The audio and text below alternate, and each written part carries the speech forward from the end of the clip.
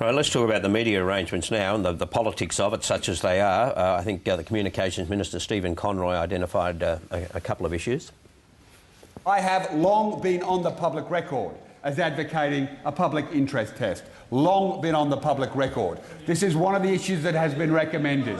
The question of whether or not Ms Rinehart should agree to the editorial independence, we have also been very clear on. This is a brand trashing decision that Ms Rinehart may be making. Time.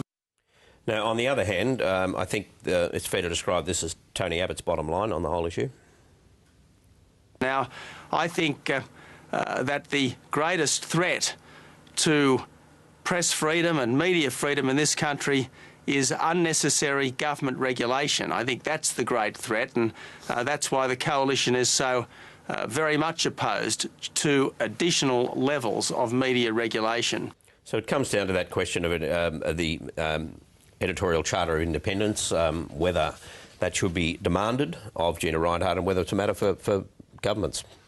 It's above my pay grade, Barry, but in the next couple of weeks the Cabinet's going to sit down and discuss this public interest test, which they're going to apply to their new media laws, which will go directly to this type of thing. Conroy flagged it last week. He said there will be a public interest test. It won't just go to diversity of ownership, but it will go to these things like editorial independence.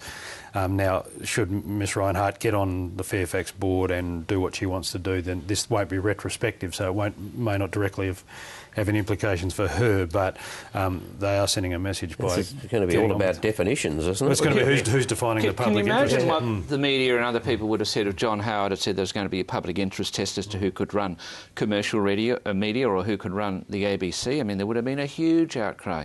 I think governments and opposition should stay out of this. This is a commercial matter. Whether the board want to give Ms Rinehart a seat is a matter for the board. Whether Ms Rinehart wants a seat is a matter for Ms Rinehart in negotiations with the board. It's not a matter for politicians in Canberra, and it won't do any good. I mean, the struggle with newspapers, particularly the Fairfax brand, is the survivors Monday to Friday newspapers.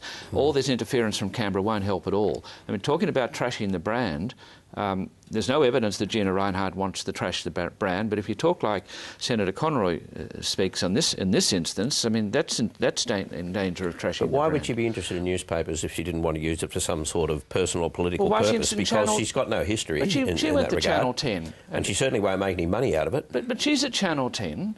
I would say the journalist in Australia who's most sympathetic to Labor and the Greens is Paul Bongiorno. Gina Rinehart hasn't moved against Paul Bongiorno. She's put Andrew Bolt in. OK, but if they've got the 7 o'clock project on Channel 10, which is a bit of a lefty kind of program. It comes on at 6 o'clock. Yeah, I mean that's much more. Well, that's pretty influential. I mean, Gina Rinehart hasn't stopped that. This is all mythology. I mean, you'd have to think that Gina Rinehart is a complete mug who thinks she can go into Fairfax and trash everyone, bash everyone up. There's no evidence for this at all. All we know about Gina Rinehart's background is she's very good at business. That's all we know.